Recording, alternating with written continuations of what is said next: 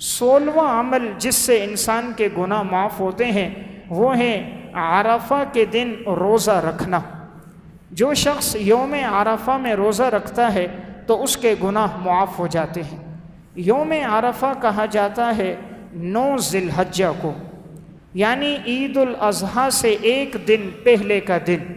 یہ دن بڑا ہی بابرکت اور باسعادت دن ہے۔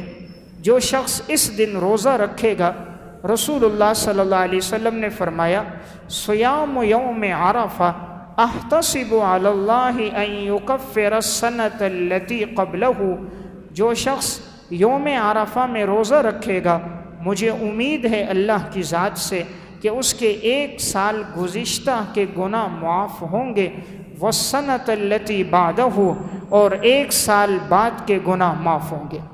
یعنی عرفہ کے دن روزہ رکھنے سے 2 سال کے گناہ معاف ہوتے ہیں، 1 سال گزشتہ کے اور 1 سال آئندہ کے۔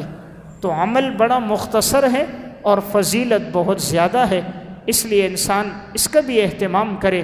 سال میں 1 دن آتا ہے یہ عرفہ کا دن، اور اس دن روزہ رکھے تو 2 سال کے گناہ اس کے معاف ہو جائیں گے۔